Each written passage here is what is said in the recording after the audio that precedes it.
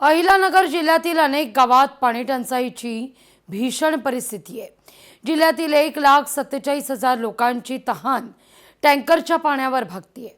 92 गावं आणि 500 वाड्यांना केवळ 73 टँकरद्वारे पाणी पुरवठा होतोय। जलजीवन मिशन योजना ही फक्त कागदावरच आहे। पाहूया।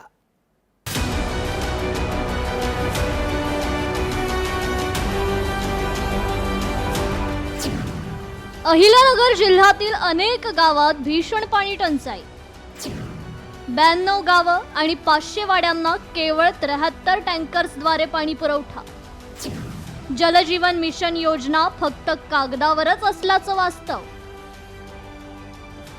अहिल्यानगर जिल्ह्याचं तापमान सध्या 41 अंशांवर गेले। यामुळे ग्रामीण भागात पिण्याच्या पाण्याची गंभीर परिस्थिती निर्माण झाली आहे।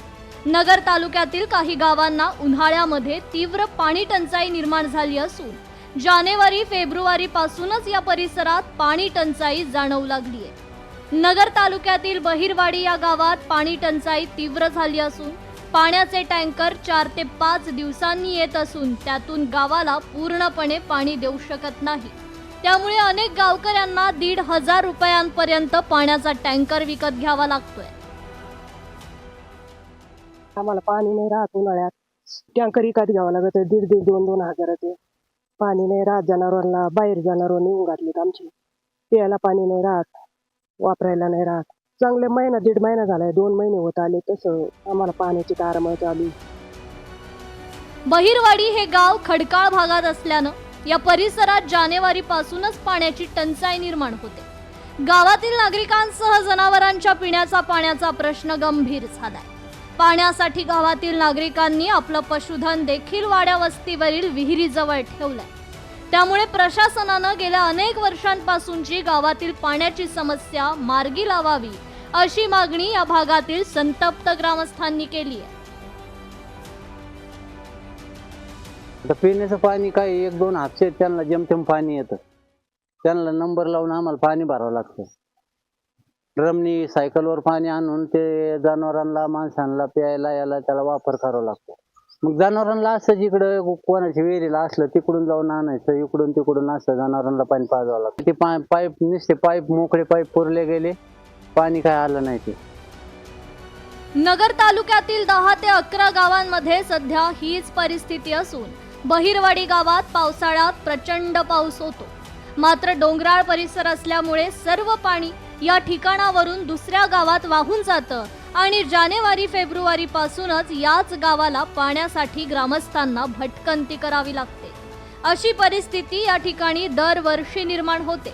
त्यामुळे या ठिकाणी कायमस्वरूपी पाणी साठे तयार करून द्यावे अशी मागणी सरपंच अंजना येवले यांनी केली आहे। आमच्या जवळजवळ 10 ते 11 गावांची ही समस्या आहे। आपलं इमामपूर असेल, ससेवाडी असेल, बहिरवाडी असेल, एप्रिल फेब्रुवारीच्या एंडिंगलाच पाणी संपून जातं। त्याच्यामुळं आमची एकच इच्छा आहे की आमचे जे फेब्रुवारी महिन्यात आपल्या मुळा डॅमच्या माध्यमातून आमचे जे मोठाले तळे असतील ते जर भरून दिले तर आमचं मे महिन्यापर्यंत पाण्याची अजिबात अडचण आम्हाला येणार नाही। अहिल्यानगर जिल्ह्यात जलजीवन मिशन अंतर्गत अनेक तक्रारी प्राप्त झाल्या असून पाण्याचा उद्भव नसतानाही योजनेची कामं केली गेली। याबाबत पाणी पुरवठा सचिव यांच्याबाबत आढावा बैठक घेणार असल्याचं विखे यांनी म्हटलंय। जलजीवन योजनेअंतर्गत ठराविक ठेकेदारांनी मनमानी पद्धतीनं कामं केली, त्यामुळे पाणी असूनही काही गावांना पाणी मिळत नाही। याबाबत योजना कशी कार्यान्वित होऊन नागरिकांना पाणी मिळेल याला प्राधान्य दिलं असल्याचं देखील पालकमंत्री विखे यांनी म्हटलंय। काही अधिकाऱ्यांच्या खालच्या स्तरावर अडकून काही फार त्याला निष्पत्ती असं नाही आहे।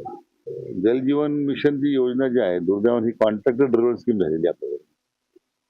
कॉन्ट्रॅक्टरने प्राधान्यक्रम ठरवले, त्याचा परिणाम आज पाणी असूनही काही गावांना पाणी मिळत नाही हे वास्तव आहे। आता त्या सगळ्या कार्यान्वयनाकडे बघण्यापेक्षा त्या योजना कशा लवकर कार्यान्वित होऊन लोकांना पाणी मिळेल याला मी प्राधान्यक्रम दिलेला आहे।